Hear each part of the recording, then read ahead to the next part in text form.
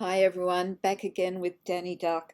And I just want you to know I'm learning just a little ahead of you guys because I really wanted to do this course because I've heard such great things about it and I knew it would be really helpful for you. But we're going a little crazy getting it all set up in time. But let's go.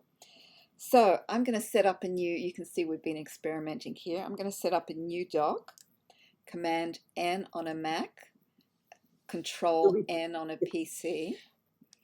And then here, I've got this set up because I wanted a really common size for graphic novels is 6 by 9. Um, what books are that size, Denny? um Kevin's, I'm pretty sure I was gonna say bone, but I think that one might be too small, but just most of them seem to be that By size as a six by general. nine. And Six by because nine. 6 by 9 is when it's closed, when you open it, the horizontal measurement will be 12. Now I've got it set up here on the right for inches because I think in inches. But some things we're going to need to do in pixels because the inch functionality for rulers and things like that is really crappy. Um, so just be aware of that. So we've got it set up here, inches, 12.5 and 9.5, and that will give us a 0.25 bleed all the way around. And remember, in earlier lessons, you learned how if you want your art to go to the very, very edge, which you might on some pages or some spreads, you need to have room for the bleed. And that's what that extra space around there is. Um, but by setting that up, it'll give you a 9 height by 12 width for two facing pages or a spread.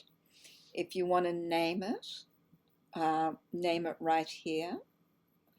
And we're going to teach you to just do this one page at a time, one spread at a time to make it much more manageable. And then you can either bring them all into some kind of PDF creator or into InDesign, which is really the ideal way to go. And you've got a little mini course on how to do that there. Okay, You can also do the file name at the top. file name. So I'm going to call this Potluck Passover C Clip Studio Paint, CSP. Um, we've also got the default borders set up here, which is the same as here, 0.50, 0.50, 0.50, 0.50. Remember, I'm using inches. You can use whatever you like, but just remember to change the units here, which give you the choices of millimeters, centimeters, inches, pixels, or points. Um, okay, paper color, white. I always like a white background when I work, but it's totally up to you. Um, and then here, if you want to set it up as a reusable template, and I'm going to call this PP template. And that will save me time later on. Okay. And Danny, can we set up the gutter here? Um, That would be nice if we could. I don't think so. I No, don't think that there's a never mind. space. Doesn't look like we can. We'll do that manually. Oh, and then the last thing, we've got it set at 400, and that's 400 DPI, dots per inch. So it's a really good print resolution. And for those of you that don't have massive computers with a ton of RAM, doing these images as individual images will make your computer go faster than it would if you were setting it up as a multi-page document. If you want to do a multi-page document, just Google how to do a multi-page document in Clip Studio Paint. And this may look a little different on your computer, depending on whether you're on a PC or a Mac, or if you're using Clip Studio Paint or Clip Studio Paint EX. I've got the EX. Okay, and Danny, so we do this over here, and Danny, that just messed it up for me, didn't it? Let's Go back to the. There we go, still there. Never Yes. mind, just use the little wheel one here. Okay, so I'm hitting OK. And voila, we have our very first document. One side is 6x9, the other side is 6x9. Now we're going to go into File. No, we're going to go into Preferences to change that. Edit. We're going to go into Edit. And we are going to change canvas size. We're not actually changing the canvas size, but we're changing the unit size to pixels. And then that gives us our document in pixels, which is 5,000 pixels wide. And I can't remember what 9 inches is in pixels, but you can find that easily enough for yourself. And unfortunately, you can't really see things very well unless you make it, you really, really, really, really enlarge. And that tells us that our 9.5, including, come on, Mira, including bleed, comes to 3,800 pixels height. Okay. You can grab onto that navigator and move things around from there. So if you just want to click and drag on your navigator. Hold on, let me drag this out the way. Okay, so my navigator over here on the right. Yes. And when you say click and drag over here, I see what you're saying, but it's not really helping me. Oh, I see. Okay, but what I'm going to do is I'm just going to go Command minus, because I'm a keyboard freak. Sure, it's whatever way works. And then there's my little hand, enable me to move things around. Still pretty big. I'm just going to move this around here. And now we're going to set up the gutter. And it'd be really nice if it showed me how to do that automatically, but it doesn't. So I'm just going to grab my guidelines, and I get my guidelines. Oops, and I forgot I need to make that bigger there to see where 2,500 is. But I do know my left gutter, the interior measurement, I want that to be 2,400. So that shows 2,400 there. And then the other side, I want it to be 2,600. So I'm just going to make it bigger. I'm going to move here till I see that first measurement, right on 2,400, nice. And then I drag it over from the ruler on the left. Oh, it's still not giving me the 2,500 that I want. Pain in the butt. You know, sometimes I feel like we're in the Model T stage of technology, but it is getting, there's 2,500. And look how enormous that looks. And it's because that's how big we need to have it to really zoom in and see where 2,400, 2,500, and 2,600 is. And you'll see that in a minute. And then if I remember correctly, Danny, if I go to the navigator, no, that's reset, rotation. Right above it. Here with the circle, with the square in the middle, and that brings it to 100%. And we can also get to that measurement down here. I'm going to make it a little smaller, move it up by holding down the space bar and having it on the little hand tool. And the hand tool is right underneath the move tool. So Danny, how do I get back to the move tool? You're on the move tool. I'm on the move tool, but The- what was that underneath? That hand wasn't there before. It was underneath the rotate. So whatever you have So those highlighted, two just things are nested together that you can toggle back and forth. Hand and rotate. Good to know. Okay, so I've got my guidelines all set up. I've got a nice space for the bleeds. I know not to put anything important in the gutter. The next thing I'm going to do, I've got my guides here, and so I'm just going to go up to where this lock is, and it's right above there on the layer palette, and I'm locking that. See, there's a little lock, and that way I can't accidentally delete it. We're going to do something really cool next, which is sort of why Clip Studio Paint is really great for graphic novels. And Danny, remind me where I go now. Oh, you're going to go over to the frame tool. And this is the frame tool here. No, it's down further. It's here. This is the frame tool, just above the triangle. And this is really a cool feature. So what you can do with this, and then Danny's going to show you something even more cool. Now, say this is a picture. I'm going to set up a frame here that's going to have a really big border. And what that does, well, you'll see that in a minute. And here, I'm just going to make these by hand.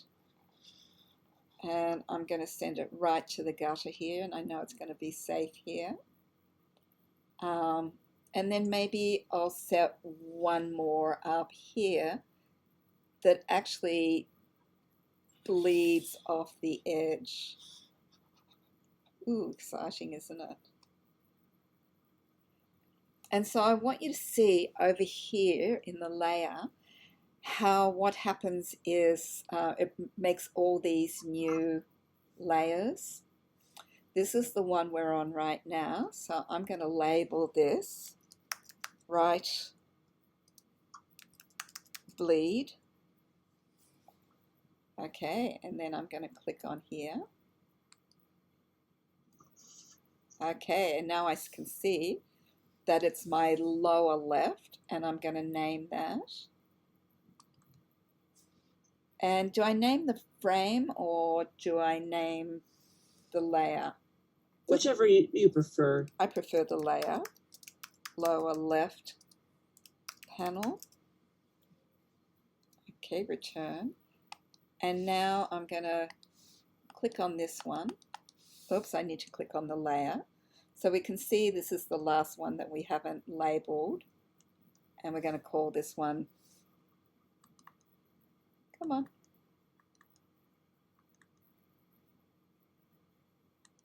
Why is it not letting me? It just doesn't like you today. It doesn't. Does it say rename? No, that would be nice. Danny, it's being poopy. There we go. Triple click maybe. And I'm going to call maybe top left.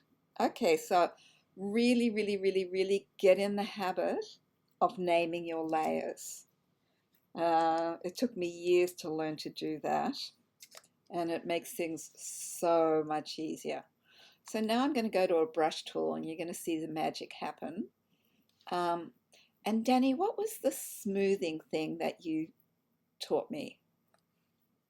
The smoothing thing. To make the brush smooth? I'm not sure. We'll get back to that later. You've got to put it on a layer. That's the you have to go above. Okay, so we make a new layer on top. No, you need to go up to the layer. Click on the layer that's just above it. Between there. And I draw here.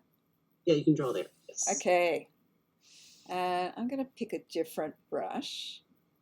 Actually, I'm going to go the pen tool, and I'm going to use the G pen. I'm going to make it bigger with my right square bracket. And So there's a tool or there's something that I can do that will smooth out that so it's Oh, not. you mean the stabilization? The Yes, stabilization is yes, down there on the there it tool is. property, and then you put that up as high as you want it to go. You can put it all the way up if you want to that last square. Okay, and let's see how much of a difference this makes. I'm going to make my brush a little smaller by using the square bracket on the left. Well, that's not really doing a huge amount of difference. Oh, maybe just click on that arrow on the stabilization and see what it says. Try 100. Why don't I try 60? Okay, now let's try it.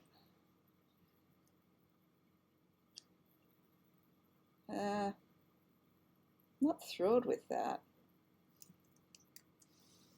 Okay, saturation, we've got it on 60. Okay, let's try it 100 then. 100 is like a huge difference. I want a huge difference. I know, sometimes. Okay, good. So look at that. That gives me a much better circle.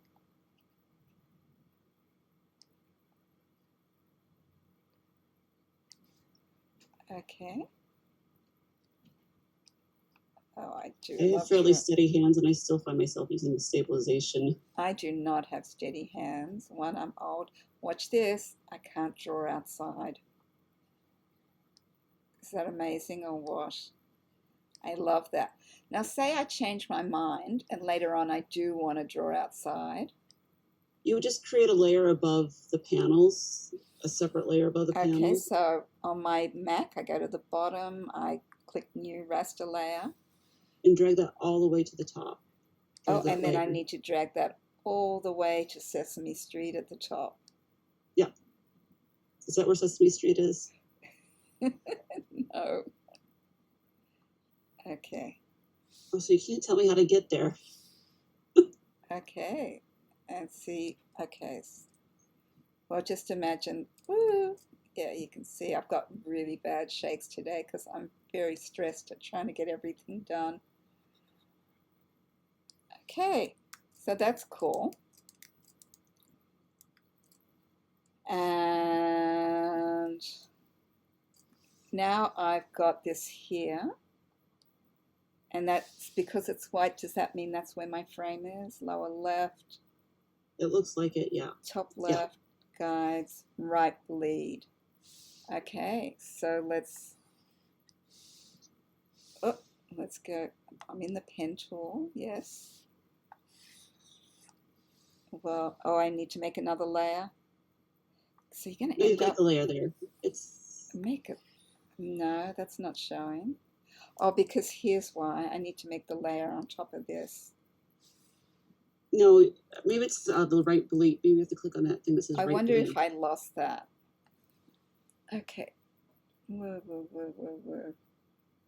Because it should be right underneath your frame. Here? Maybe it has to be a layer between the two. This here?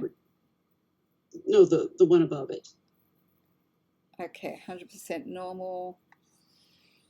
Yeah, so it does have to be between the frame background and the frame in order to show up on the frame. I didn't know that. Okay. Okay, and then here, I'm just going to lasso this and say I want this to Command C, Command V. And then let's see if we can just copy and paste that. Oh, does it have a mirror tool where it mirrors the image, where you're drawing two things at the same time? Yeah, there's a ruler. We'll get to that later. Yeah. But yes, there's a tool a symmetry. Yes. Cool. Awesome. Great. So I just did Command T on the Mac to deselect, and here I've got two matching eyes. I'm just going to bring them down on the same level, and I just did Command E, and they're both in that same layer there. Okay, and then I'm just going to come back and Okay, and now here, and see it doesn't go over the edge. Ooh. Okay, so you can see what fun it is. So that's it for setting up a new document and setting up these frames that you can draw in. And then in a future lesson, I'm going to show you how to import an already existing image, say from Procreate, and place it within a frame. So I hope you guys enjoyed that. And that's it for setting up a new document and one way of creating frames.